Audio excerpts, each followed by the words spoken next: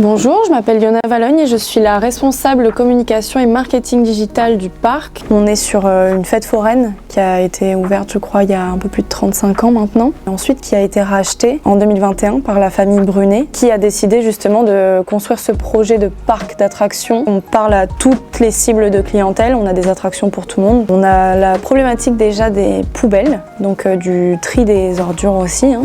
On n'a pas de mode circulaire aujourd'hui. Pendant la saison estivale, en fait, on a énormément d'affluence, beaucoup plus que sur les ailes de saison. Donc on se retrouve avec plusieurs problématiques, notamment au niveau du ramassage de ces poubelles-là. On sait qu'aujourd'hui on a peut-être pas assez de poubelles, ou en tout cas nos équipes en interne ne sont pas assez prévenues assez tôt pour pouvoir faire le ramassage. Ensuite on a le problème de la végétation, pour offrir des îlots de fraîcheur aujourd'hui à nos clients. Le but c'est vraiment aussi de nous de pouvoir créer ces zones d'ombre ou de fraîcheur par de la végétation et autres. Ça je sais pas vraiment quoi répondre, des solutions.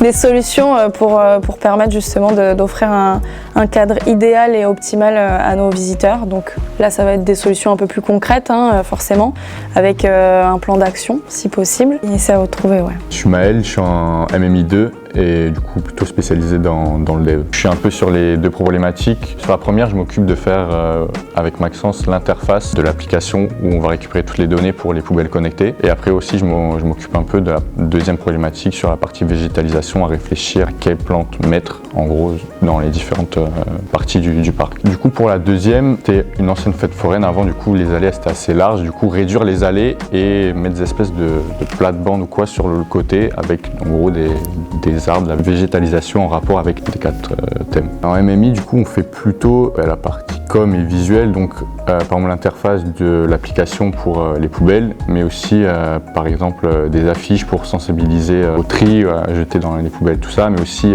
sur la communication par exemple d'une affiche de l'espace fumeur. Donc je m'appelle Tom Buteil, je suis en Robia deuxième année. Moi principalement je vais m'occuper du cycle au niveau des poubelles. Donc l'objectif ça va être d'avoir un gain de temps, d'avoir le plus de poubelles à disposition. Comme solution, ce qu'on a mis en place, c'est donc un capteur qui va donc pouvoir détecter le niveau de déchets qu'il y a dans la poubelle. Et donc on va pouvoir voir aussi à l'extérieur grâce à des LED pour les agents, que ce soit plus simple. Mon rôle en lien avec la Robia, c'est donc de mettre en place des capteurs et de coder donc sur des microprocesseurs afin de pouvoir évaluer les pourcentages, mettre en place des lumières afin qu'on ait une meilleure visibilité extérieure du contenant de la poubelle, et aussi donc de pouvoir envoyer mes données à mes collègues qui sont en réseau et télécommunications pour pouvoir les traiter et les envoyer sur une page web. Donc moi c'est Maxime Morat et je fais partie du département réseau et télécommunications à l'IUT de Béziers. Je propose une solution qui permettrait de s'occuper du recyclage des poubelles et de son ramassage. Les RT s'occupent donc du serveur web et des communications avec du coup les Robia. Ce seraient des microcontrôleurs qui permettraient de voir comment les poubelles sont remplies, c'est-à-dire si elles sont remplies à 10, 20, 50% grâce à une API graphique, et de voir lesquelles sont les plus remplies, les moins remplies, pour pouvoir les dispatcher au mieux dans le parc.